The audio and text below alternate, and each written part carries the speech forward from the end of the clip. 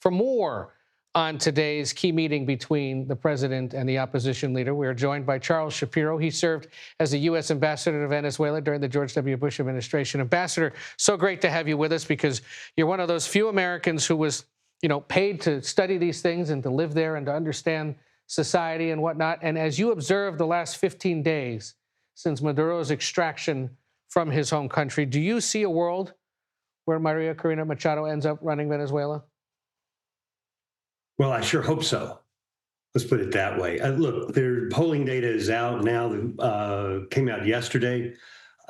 Venezuelans are delighted that Maduro's gone, but they also the most popular politician in Venezuela right now, according to the polls, is María Corina Machado. One of the least popular politicians in Venezuela right now is Delcy Rodriguez. I mean, remember what we did is we got rid of Maduro, but we kept his cabinet, we kept his henchmen, including Delcy Rodriguez. So the idea that suddenly she's going to be popular, that she's got the support of the Venezuelan people is just incorrect. And I think that's one of the things that's been so hard to capture over the last 2 weeks is the mood on the ground, the opinion of people in a very large country. We know those that are outside Venezuela who want to go back are obviously eager to do so and eager to see the change. But to this poll that you mentioned, it's a signal, a reminder perhaps to the administration that she remains quite popular. Knowing all that, what do you think she probably should have brought up today to hasten the process to eventually get to the point where free elections are held and maybe she has a shot at becoming president?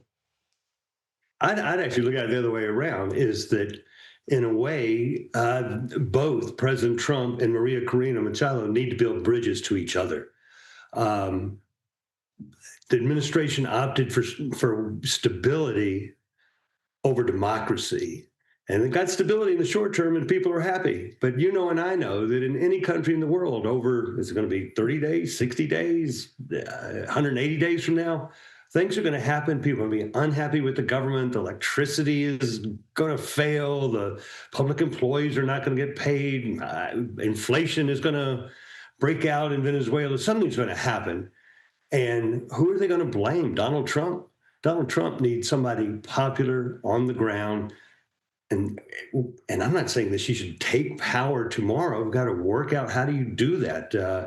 How do you phase it in so that you return to democracy? Venezuela's had 25 years of dictatorship. It's time to try democracy. Yeah. Now, as someone who lived and worked on U.S. interests in Venezuela, you know a thing or two about what it takes to pump oil out of that country. Chevron has said in recent days they think they could double production in 2 years. You think that's feasible? Or how long might it take to actually redevelop that country's petroleum industry in such a way that the output is profitable to them and hospitable to the United States? Chevron could double production on the Chevron concessions in Venezuela, which are in Western Venezuela and have lighter, easier to pump crude oil.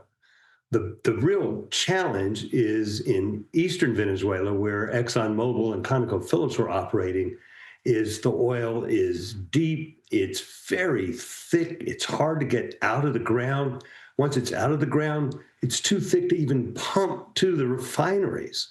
They've got to dilute it with a very expensive chemical to get it to the refineries. All of that needs to be rebuilt. So that's where the challenge is, and that's where you see all these people talking about it would take $10 billion a year over 10 years to recuperate the oil industry in eastern Venezuela, in the Orinoco River oil belt. Yeah.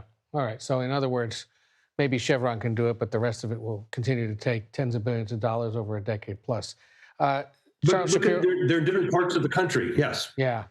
Well, we got to leave it there, unfortunately, but we'll have you back because you, like we said, you're one of the few who've been there over the course of this century and have a good understanding of it all. And we appreciate you taking the time today. Charles Shapiro joining us from Atlanta. Thank you. Thanks, Ed. I'll wear a maroon blazer next time. Who knew this would become such a thing? Anyway.